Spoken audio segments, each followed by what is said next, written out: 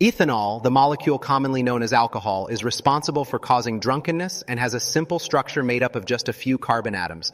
Despite its simplicity, ethanol has a remarkable ability to cross membranes and interact with various parts of the body, leading to a wide range of effects compared to other larger, more complex molecules. This simplicity allows it to affect different organs, especially the brain, where it produces its characteristic effects. The journey of alcohol through the body begins when it is consumed, entering the stomach, and being absorbed into the bloodstream through the digestive tract, particularly the small intestine. The rate at which alcohol enters the bloodstream is influenced by factors such as food in the stomach, which can slow down absorption. After a meal, the pyloric sphincter, which separates the stomach from the small intestine, closes, preventing the alcohol from entering the small intestine as quickly and reducing the amount of alcohol that reaches the blood. As alcohol enters the bloodstream, it travels to the organs, particularly those with the highest blood flow, such as the liver and the brain.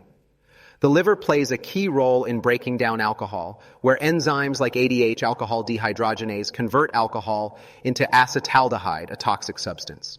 Another enzyme, ALDH, aldehyde dehydrogenase, then converts acetaldehyde into acetate, which is non-toxic. However, the liver's processing of alcohol determines how much alcohol reaches the brain and other organs, influencing the degree of drunkenness. In the brain, alcohol's effects are primarily due to its influence on neurotransmitters. It enhances the activity of GABA, the brain's primary inhibitory neurotransmitter, while inhibiting glutamate, the primary excitatory neurotransmitter. This alteration makes neurons less communicative, leading to feelings of relaxation at lower doses, sleepiness at higher doses, and even life-threatening effects at toxic doses. Additionally, alcohol stimulates neurons in the midbrain that connect to the nucleus accumbens, a region crucial for motivation and reward. This stimulation results in the release of dopamine, a neurotransmitter associated with pleasure, contributing to the euphoria that many people experience when drinking. Alcohol also triggers the release of endorphins, which are chemicals that help calm the body in response to stress and danger. Elevated endorphin levels contribute to the feelings of euphoria and relaxation. As alcohol moves through the body, the liver gradually processes and eliminates it, and drunkenness begins to fade. However, individual differences in the body's response to alcohol can cause people to feel more or less drunk. For example, two people of the same weight who consume the same amount of alcohol during an identical meal may still experience different blood alcohol concentrations, BACs.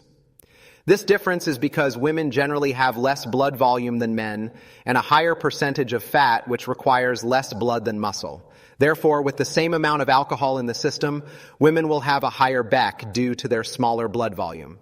Genetics also play a significant role in how alcohol is processed. Variations in liver enzymes that break down alcohol can lead to differences in BAC levels, and regular drinking can increase the liver's production of these enzymes, contributing to tolerance. However, excessive long-term drinking can lead to liver damage, which reduces the liver's ability to process alcohol. In addition to the liver, genetic differences in neurotransmitter systems like dopamine, GABA, and endorphins can influence a person's susceptibility to alcohol use disorder. People with naturally low levels of dopamine or endorphins may turn to alcohol to self-medicate, as the drink provides a temporary boost to their neurotransmitter levels. Some individuals may have a more sensitive endorphin response, leading to stronger feelings of pleasure and a higher risk of excessive drinking. On the other hand, variations in GABA transmission may make some people more sensitive to alcohol's sedative effects, which may reduce their likelihood of developing an alcohol use disorder. Over time, chronic alcohol consumption can cause the brain to adapt by reducing the activity of GABA, dopamine, and endorphins, while increasing the activity of glutamate. This results in heightened anxiety, difficulty sleeping, and less overall pleasure from life, which can contribute to a vicious cycle of disordered drinking. Both genetic factors and previous drinking experiences play a role in how alcohol affects individuals, which is why some people are more prone to certain drinking behaviors. These genetic and neural changes, along with a history of alcohol use, can establish patterns of drinking that are difficult to break, leading to continued alcohol consumption despite its negative effects on health and behavior. When alcohol is consumed regularly over time, it can significantly affect the liver's ability to break down alcohol, leading to liver damage. Initially, the liver processes alcohol efficiently, but with prolonged exposure, it may become overwhelmed, leading to conditions like fatty liver, alcoholic hepatitis, or eventually cirrhosis. These conditions reduce the liver's ability to detoxify the body and process alcohol effectively, which can have severe consequences on overall health. Furthermore, the liver's role in breaking down alcohol impacts how much alcohol reaches the brain and other organs. If the liver becomes damaged, it may not be able to process alcohol at the same rate, leading to higher levels of alcohol in the bloodstream, which can intensify the toxic effects on the brain and other organs. Additionally, neuroadaptation due to chronic alcohol consumption changes the way the brain responds to alcohol. The brain adjusts by reducing the activity of inhibitory neurotransmitters like GABA and endorphins while enhancing the activity of excitatory neurotransmitters like glutamate. This shift can lead to a state of heightened anxiety, sleep disturbances, and a reduced sense of pleasure, which makes it more difficult for individuals to feel content without alcohol. Over time, these neurochemical changes can result in tolerance, meaning individuals need to drink more to achieve the same effects, and dependence, where alcohol use becomes necessary to avoid withdrawal symptoms. These changes not only increase the risk for developing alcohol use disorder, but can also have serious implications for mental and physical health. The effects of alcohol on the brain's reward system through dopamine and endorphins can make it harder for people to stop drinking, creating a cycle where they drink to feel pleasure or avoid discomfort, despite the harm it causes. In summary, the long-term consequences of alcohol on liver function and brain chemistry are critical health concerns. Chronic drinking not only contributes to liver disease, but also creates changes in the brain that foster addiction and worsen mental health, leading to a vicious cycle that can be difficult to break without intervention. Recognizing and understanding these risks is crucial for maintaining health, and early intervention or moderation can help prevent these severe outcomes. Genetics plays a key role in how efficiently the liver metabolizes alcohol. For example, variations in the genes responsible for producing alcohol dehydrogenase ADH and aldehyde dehydrogenase ALDH enzymes can cause some individuals to break down alcohol more quickly or slowly than others. Those with less efficient ADH or ALDH enzymes may experience higher blood alcohol concentrations, BACs, because the alcohol remains in their bloodstream for longer periods, increasing their risk of alcohol poisoning and other adverse effects.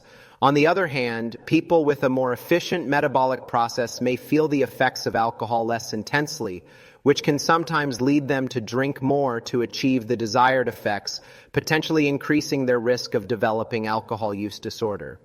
Body composition also plays a significant role in how alcohol affects individuals. Since alcohol is water-soluble, it is distributed throughout the body's water content. People with higher percentages of body fat have less water in their bodies, which means alcohol becomes more concentrated in their bloodstream. This is why women, who generally have a higher body fat percentage and less water than men, tend to experience higher BACs than men of the same weight after drinking the same amount of alcohol. As a result, women may be more susceptible to the harmful effects of alcohol, including the increased risk of liver damage, brain changes, and addiction. Age and health status are also factors that can influence alcohol metabolism. As people age, their liver function may decline, which can slow down alcohol processing. Older adults may find that alcohol affects them more strongly or takes longer to leave their system compared to when they were younger. Additionally, individuals with pre-existing health conditions such as liver disease, diabetes, or neurological disorders may be at an increased risk for complications from alcohol consumption. Social and psychological factors also contribute to alcohol use patterns. For example, individuals with a family history of alcohol use disorder may be more likely to develop similar patterns of drinking due to both genetic predisposition and learned behaviors. Environmental influences such as peer pressure, stress, and the availability of alcohol can also play a role in how people drink and how much they consume. Those with mental health conditions such as anxiety or depression may be more inclined to drink alcohol as a form of self-medication to temporarily alleviate their symptoms, which can lead to the development of alcohol dependence over time.